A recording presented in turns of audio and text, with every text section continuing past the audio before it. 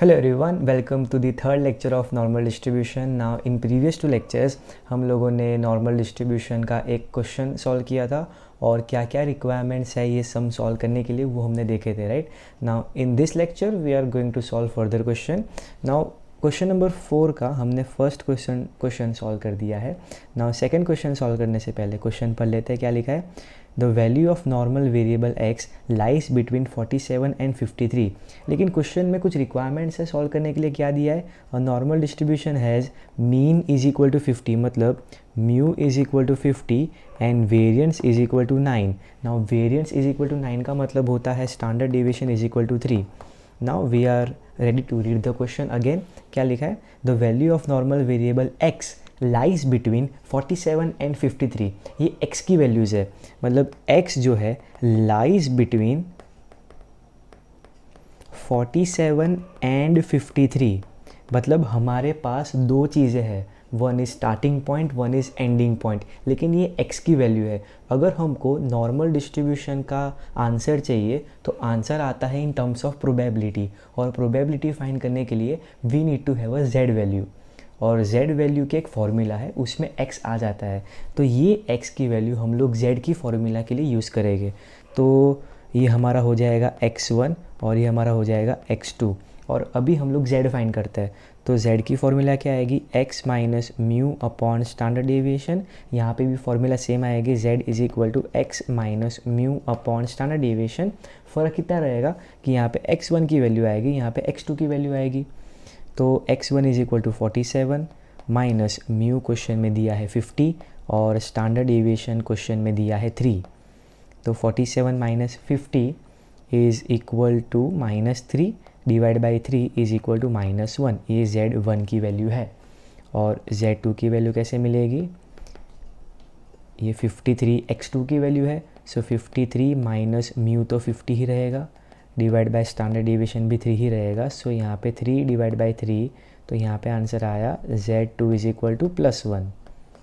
ठीक है, तो स्टार्टिंग पॉइंट और एंडिंग पॉइंट मिल गया. Now we are able to form the actual question. तो एक्चुअल क्वेश्चन कैसे बनेगा तुम्हारा? p मतलब प्रोबेबिलिटी ऑफ, क्या फाइंड कर रहे हैं? -1 से लेके 1 तक की प्रोबेबिलिटी. लेकिन लिखना कैसे है? तो -1 less than equal to z, because z की वैल्यू है less than equal to +1. Simple है. -1 से +1 की वैल्यूज़, किसकी वैल्यूज़? z की वैल्यूज़. ये हमारा हो जाएगा स्टार्टिंग पॉइंट, ये हमारा हो जाएगा एंडिंग पॉइंट. और इसके बाद हमको बनाना है ग्राफ. ग्राफ कैसे होगा? बेल शेप ग्राफ होगा. तो बेल शेप ग्राफ कैसे बनेगा? It will be like this. यहाँ पे बीच में आएगा z is equal to 0. Minus में है, z की वैल्यू माइनस में है, तो लेफ्ट साइड प्लॉट करेंगे, और 1 + 1 है, राइट साइड प्लॉट करेंगे. तो हमारे ये बीच का जो एरिया है ये हमको फाइंड करना है पूरा का पूरा. स्टार्टिंग पॉइंट और एंडिंग पॉइंट का एरिया शेड कर देंगे. तो ये हमारा हो गया z1, दैट इज़ -1 से लेके 1 का एरिया फाइंड करना है. एरिया फाइंड करना है, लेकिन हमको पता होना चाहिए एक कंडीशन है. एरिया टेबल की एक कंडीशन है. एरिया टेबल क्या बोलता है कि भाई देखो, तुमको जो एरिया फाइंड करना है ना तुमको मिल जाएगा. यहाँ पे कंडीशन यही है कि यहाँ पे इसका स्टार्टिंग पॉइंट 0 ही है.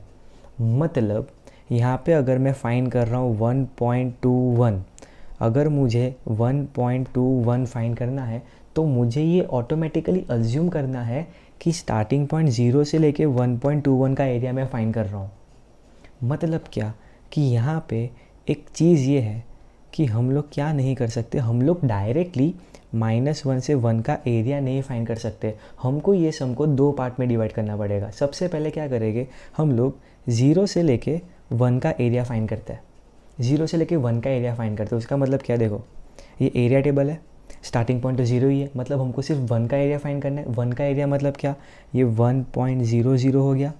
1 मतलब 1.00, और 1.00 का एरिया है 0.3413. उसका मतलब सॉरी, उसका मतलब क्या कि 0 से लेके 1 का एरिया जो है, 0 से लेके 1 का जो एरिया जो है दैट इज़ 0.3413. ठीक है, तो ज़रा बुद्धि चलाओ. 0 से लेके 1 का एरिया 0.3413 है, तो 0 से लेके -1 का एरिया कितना होगा? तुमको लगेगा -0.3413. लेकिन यहाँ पे एक ट्विस्ट ये है कि प्रोबेबिलिटी कभी माइनस में होती नहीं है. तो हमारा सम और ईजी हो जाएगा। मतलब क्या कि हमारा दोनों वैल्यू जो है वो 1 1 ही है ना, तो इसका जितना पोर्शन है उतना ही पोर्शन इसको मिलने वाला है। मतलब इसको 50 चॉकलेट मिलेगी तो इसको भी 50 चॉकलेट मिलेगी। तो इसका एरिया अगर 3413 होगा तो लेफ़्ट साइड वाले का भी एरिया 0.3413 होगा। It acts like a mirror, it acts like a mirror. Z negative में हो सकता है लेकिन प्रोबेबिलिटी कभी भी नेगेटिव में नहीं हो सकती है, ठीक है। तो दोनों का एरिया 3413 मिल गया। अभी दोनों को क्या करेंगे, दोनों को ऐड कर देंगे तो अपना आंसर आ जाएगा। सो दोनों को ऐड करते हैं, तो कैलकुलेटर से ऐड कर देते हैं। यहाँ पे मैंने किया हुआ ही है, 0.3413 प्लस 0.3413 इज इक्वल टू 0.6826। तो हमारा प्रोबेबिलिटी का आंसर आ गया 0.6826। ऑलराइट, तो सम इज़ ओवर। बट हमको अगर अच्छे से एग्ज़ाम में प्रेजेंट करना है तो प्रेजेंट कैसे कर सकते हैं, हमको ऐसे प्रेजेंट करना पड़ेगा। ज़रा देखना, how can we present this whole sum अच्छे से, जिससे हम अपने मार्क्स कटने के चांस ही नहीं है। तो ग्राफ बनाएंगे सबसे पहले। ग्राफ में z इज इक्वल टू 0, यहाँ पे लिख देंगे z1 इज इक्वल टू -1, यहाँ पे लिख देंगे z2 इज इक्वल टू +1। और ये वाला एरिया शेड करने के बाद हम लोग क्या करने वाले हैं, हम लोग पहले 0 से लेके 1 का एरिया फाइंड करेंगे और 0 से लेके -1 का एरिया फाइंड करेंगे, दोनों को प्लस कर देंगे, ठीक है। तो क्या लिख सकते हैं, हमारा स्टार्टिंग पॉइंट है p ऑफ -1, मतलब -1 से 0 का एरिया। तो p of -1 less than equal to z less than equal to 0। ये वाले एरिया को यहाँ पे लिखा, प्लस p ऑफ, ये 0 स्टार्टिंग पॉइंट यहाँ पे बन जाएगा, p of 0 less than equal to z, ending point बन गया लेस देन इक्वल टू 1, ठीक है। लेकिन एज वी सेड प्रोबेबिलिटी कभी माइनस में नहीं हो सकती, तो ये वाले -1 को हम लोग स्वैप कर देंगे 0 के साथ, मतलब 0 लेफ्ट साइड आ जाएगा और ये -1 राइट साइड आ जाएगा।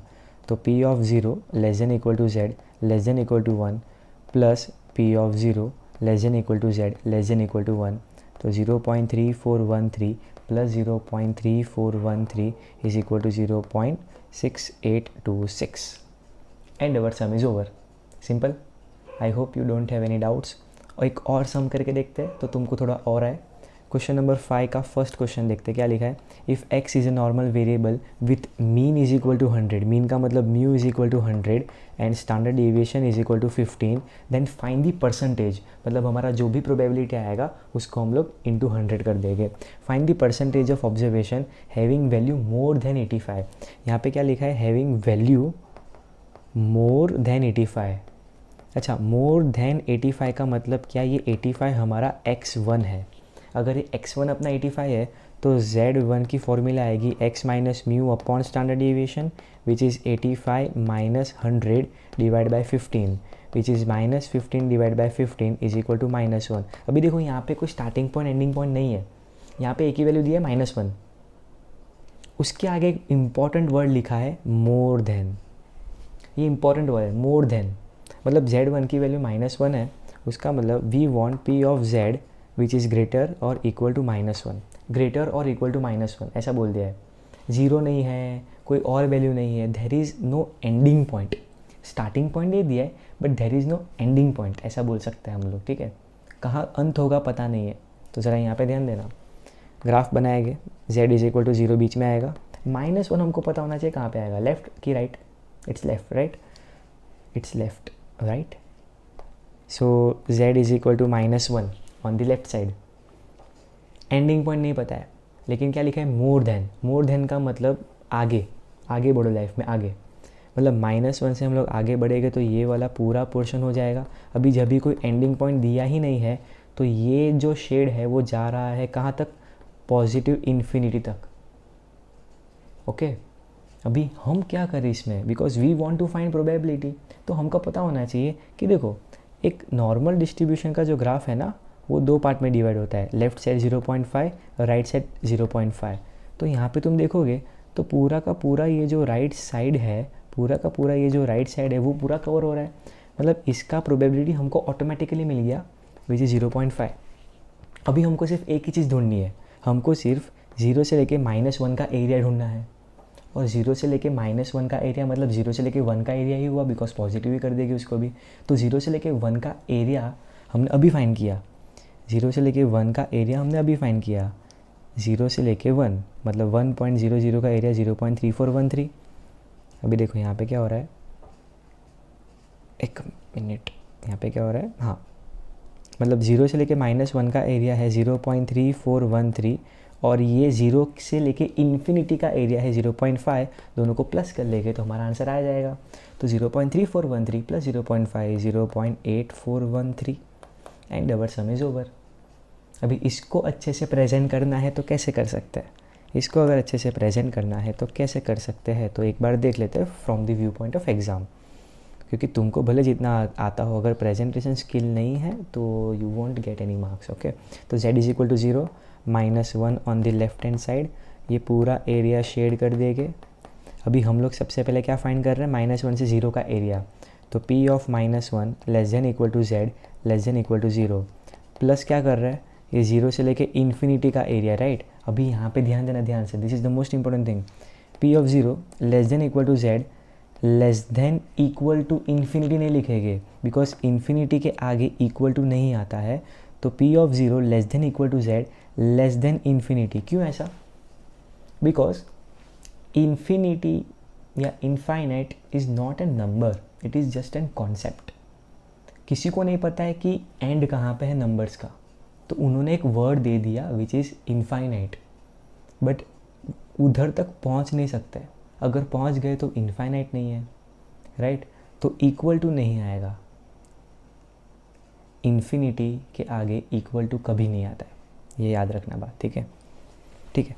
लेकिन ये -1 है तो इसको स्वैप कर देंगे 0 के साथ, तो p of 0 less than equal to z less than equal to 1 plus इसका प्रोबेबिलिटी का आंसर डायरेक्ट 0.5 लिख देते हैं, तो 0.3413 प्लस 0.5 इज इक्वल टू 0.8413।